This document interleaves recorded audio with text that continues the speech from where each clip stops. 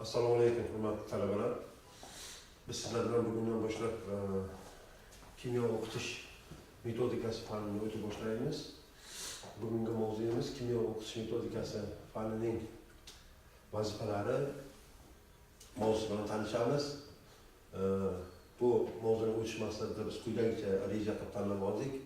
Kimyo o'qitishning bilim beruvchi, tarbiyalovchi va rivojlantiruvchi funksiyalari, ekologik tarbiya. İkincisi, o'qitishda fikrlashni rivojlantirish, umumlashtirishning ahamiyati. Uchinchisi, kimyo o'qitishda o'quvchilarga nisbatan differensial yondashuv.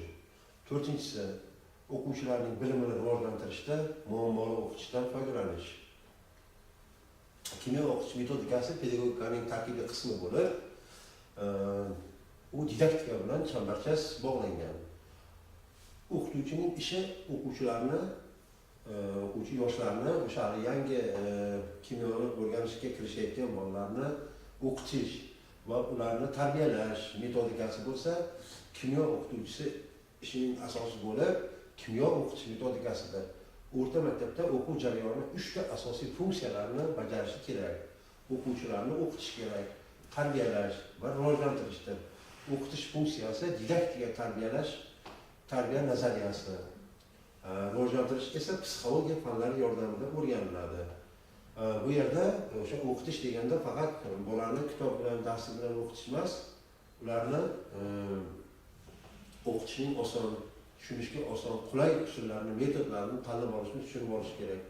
Tarbiyalash deganda bu tarbiyalash doimiy davom etadigan jarayon bo'lib, unda maktab o'sha maktabdagi ma'naviyat bo'limi bilan, mahalladagi ota-onalar bilan o'qituvchi doimo birgalikda ishlashi kerak.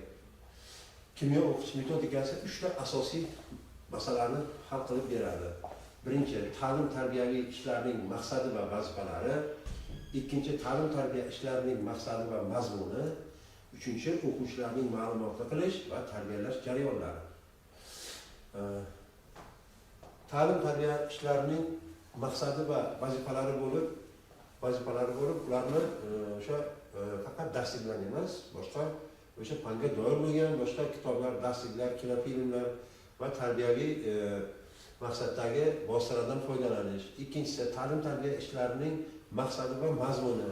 Ta'lim-tarbiya ishlarining maqsad mazmuni o'sha bolalarning yosh xususiyatlaridan chiqib ketmaslik, ularga mos bo'lish kerak.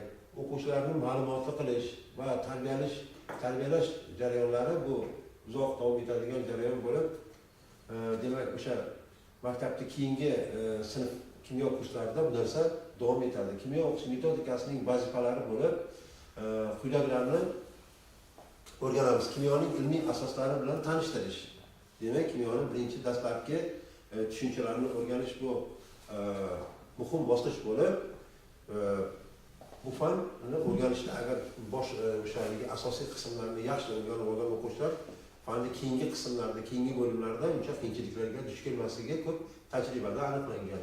Kimyo o'quv kursining tuzilish sistemasini o'rganish, o'quvchilar tarbiyasining mazmuni va metodikasi bilan tanishish. To'rtinchi, o'qitish jarayonida o'quvchilarni tarbiyalash, maktabda o'tkaziladigan kimyoviy tajribalar metodikasini o'rganish. Aynan o'sha 5-chi punktga ko'proq e'tibor berishlaringizni so'ragan bo'lardik. Sababi kimyo amaliy va eksperimental fan hisoblanib, albatta bu yerda tajribalarni o'rni juda ham beqiyosdir.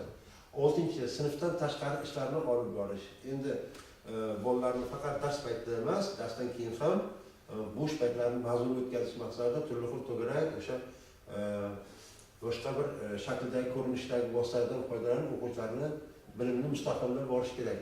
Kimyo o'qitishning maqsadi va ta'lim-tarbiyaviy vazifalari o'rta maktabning maqsad va umumiy vazifalari bilan belgilanadi. O'quvchilarning kimyo asoslarini ochib berish va ular tomonidan kimyo asoslarini ongli ravishda o'zlashtirishni ta'minlash, qishloq xo'jaligi ishlab chiqarishning kimyo asoslarini ochib berish.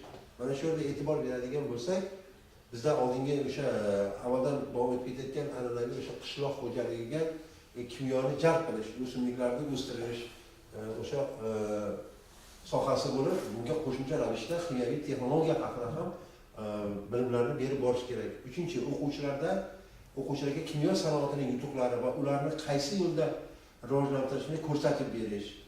To'rtinchi, kimyoning eng yangi yutuqlaridan butun amaliy hayotimizda qanday foydalanish o'quvchilarning e'tiborini jalb qilish. Ya'ni o'sha o'qigan bilimimiz, o'rgangan malaka, ko'nikmalarimiz ertaga bizda hayotda qayerda ishlatamiz ularni, qanday paytda foydalanamiz, qanday paytlarda kerak bo'lib qolish haqida ham o'quvchilarga tushuntirib borish kerak. 5-chi, o'quvchilarda hayotida zarur bo'ladigan o'quv va malakalar berish.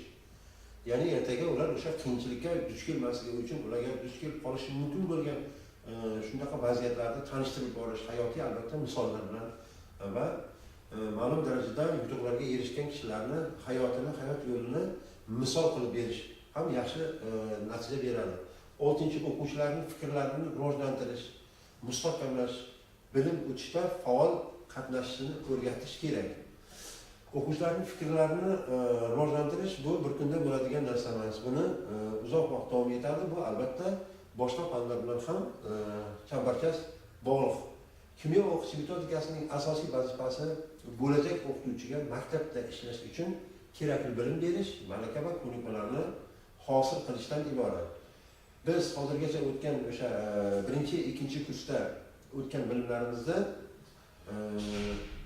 bilim berishda, yoshlarni, o'quvchilarni tarbiyalashda qo'llay olishimiz 3-chi kurs talabalaridan boshlab o'sha maktab o'quvchilari bilan birga ishlash, ularga didaktik turli materiallar tayyorlash, darsdan bo'sh paytlarda ularga to'garak mashg'ulotlar o'tish bo'yicha ham o'z ustimizda ishlab borishimizni talab etadi. Kimyo o'qitish metodikasi boshqa fanlar kabi o'z tarixiga ega.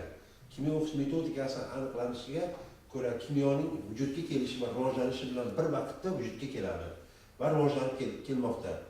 Antoine Lavoisier, John Dalton, Cannizzaro va boshqa olimlar nafaqat ilmiy, balki pedagogik faoliyat bilan shug'ullanib, metodika rivojlanishiga ancha hissa qo'shganlar. Ya'ni ki o'zlari qilayotgan ilmiy ishlarini, fandagi yangiliklarni albatta har doim darslik sifatida ham yozib borishganlar. Hozirgacha bu tadqiqotchilar tomonidan o'rganilib va rivojlantirib borilmoqda. Kimyo o'qitish metodikasi ilmiy fan sifatida 13-asrning o'rtalarida vujudga kelgan. Kimyo o'qitish metodikasining ilmiy asoslarini yaratishda Mikhail Vasilyevich Lomonosov, Dmitriy Ivanovich Mendeleyev va Aleksey Mixaylovich Buderov ayniqsa katta rol o'ynaydilar. Ularni qilgan ishlari o'sha kitoblarda, darsliklarda o'z aksini topgan bo'lib, bu o'sha nazariy va amaliy kimyoni asosini tashkil qiladi desak, xato qilmagan bo'lamiz. Kimyo o'quv fanining asosiy vazifalariga quyidagilardan iborat. O'quvchilarning kimyo fani asoslari, metodlari ommaviy ravishda o'zlashtirishini ta'minlash. Ya'ni o'quvchilarni biz qiziqtira olishimiz va u o'zi mustaqil o'z ustida ishlashi va o'zini rivojlantirib borishiga harakat qilishimiz kerak. O'quvchilarda ilmiy dunyoqarashni shakllantirish, ya'ni hozirgi bo'layotgan ilm olamida bo'layotgan yangiliklar bilan tanishtirish va ularni ham o'sha yo'lda tinmay harakat qilishga undash, chorlash kerak.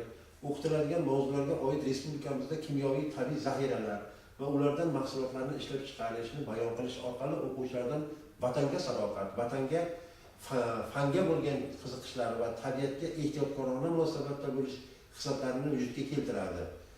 Demak, respublikamizda ham ko'pgina tabiiy zaxiralar bo'lib, ulardan eng asosiylarini aytib o'tish. Misol uchun o'zimizda Surxondaryo viloyatini oladigan bo'lsak, masalan o'sha Boysun tog'larini minerallarga boyligi, resurslarga boyligi yoki bo'lmasam Sharg'un o'sha ko'mir ochiq havzasida ko'mir qazib olinib energiya mahsulotlarida ishlayotganligi, Qashqadaryoda Muborak gazni qayta ishlash zavodlarida bo'layotgan jarayonlar haqida ham dars mobaynida aytib ketib, ularda kimyo texnologiya, ya'ni ishlab chiqarish faniga ham qiziqtirib borish bir vaqtimizda yaxshi samara beradi. O'quvchilarning vatanga sadoqat, fanga bo'lgan qiziqishlari, tabiatga ehtiyotkorona munosabatda bo'lish debdi. Bu yerda bu albatta fanda o'rganish, kimyoviy tajribalar, eksperimentlar o'tkazish yoki ishlab chiqarish korxonalarida atrof muhitga ham zararlanmaslik yoki atrof muhitda hosil bo'lishi kutilayotgan ekologik buhron deymiz, o'sha inqirozlarni oldini olish uchun kimyoviy o'rinlarni tushuntirib ketishimizga to'g'ri keladi. Bilimlarni egallashda o'quvchilarning faolligi